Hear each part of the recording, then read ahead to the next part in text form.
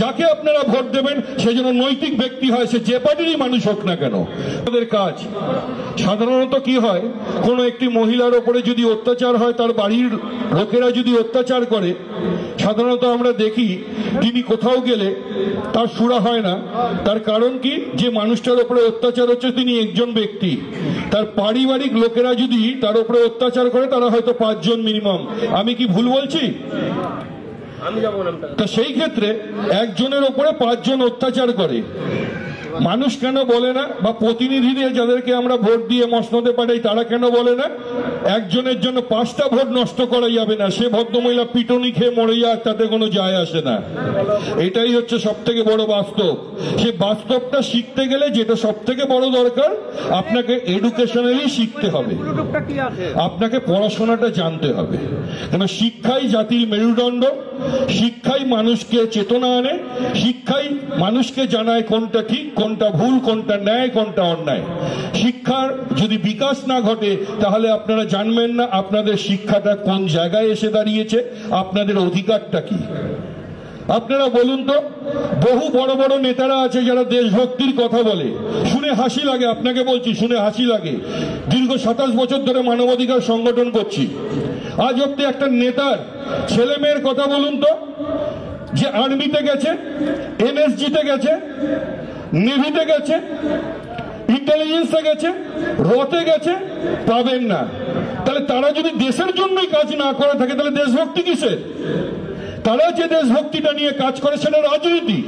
সেই রাজনীতিতে তারা তাদের পকেটটাকে গরম করে, তাদের লাইফটাকে সিকিউর করে 7 জেনারেশনের জন্য, আর পাবলিক কপাল ঠুকরে ঠুকরে মরে।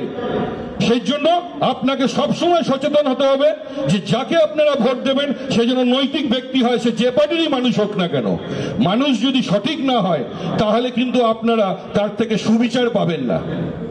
সেই জন্য আপনারা একবার ভাববেন যে কটা পার্টি থেকে লোক দাঁড়িয়েছে তারা কেউ অনৈতিকভাবে দাঁড়িয়েছে, তারা হয়তো শিক্ষাগত যোগ্যতা নেই।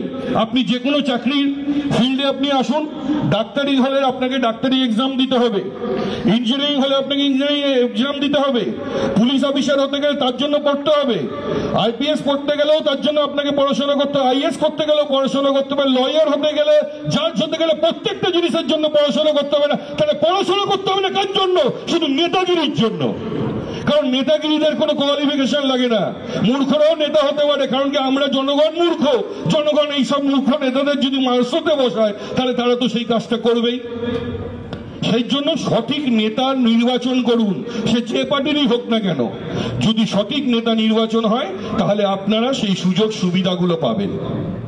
আজ আপনাদের এই দমকলে আমাদের হাসিবুল ইসলাম আর বকুল, রবি এবং বকুল আমাদের সংগঠনের পক্ষ থেকে মুর্শিদাবাদ জেলার প্রেসিডেন্ট হিসেবে নিযুক্ত হয়েছে আমাদের হাসিবুল ইসলাম বকুল এবং আমাদের রবিউল ইসলাম সমগ্র মুর্শিদাবাদ জেলার সেক্রেটারি রূপে অ্যাপয়েন্ট করা হয়েছে।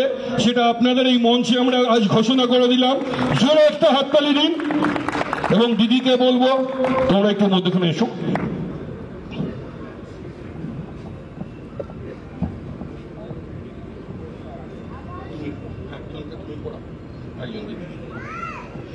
একটু এটা ফ্রেম বন্ধ করবেন সামনে দিয়ে, কেন এটা ঐতিহাসিক মুহূর্ত আমাদের কাছে। কারণ কি, এরকম সহৃদয় মানুষ দুজনকে আমরা পেয়েছি যারা সমাজের জন্য কাজ করে, যারা মানুষের জন্য কাজ করে। সেই নিদর্শন আজকে সমগ্র দমকলবাসী সেটাকে দেখেছে, সেটাকে জেনেছে। আগামী দিনে এই যে প্রোগ্রাম হয়েছে সমগ্র তার জন্য আমি এখানে আসতে পেরেছি, তাকেও আমি বলবো সেও আমার দীর্ঘদিনের পরিচিতি একজন মানুষ। সে হচ্ছে আমাদের সিপিডিআর ইন্ডিয়া হিউম্যান রাইটসের সাধারণ সম্পাদক মিস্টার অতীন্দ্র ঘোষ মহাশয়। তার জন্য একটা বড় হাততালি। বেশি কিছু বলার নেই, অনেক রাত্রি হয়ে গেছে, আমার জন্য একটু আপনারা বসে রয়েছেন, তার জন্য সরি। পারফরমেন্স করে আমারও যেতে হবে, আপনাদেরও যেতে হবে। ধন্যবাদ।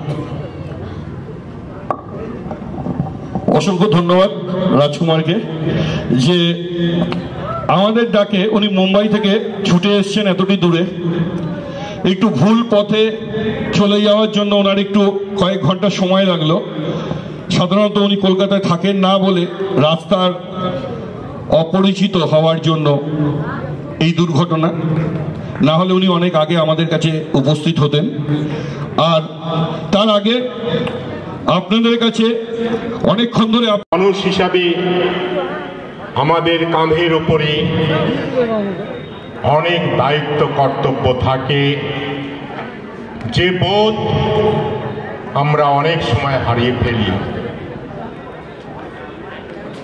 মানুষ বড় অসহায়, তাদের নানাবিধ যে সমস্যা, সামাজিক সমস্যা, রাষ্ট্রীয় সমস্যা, প্রশাসনিক সমস্যা,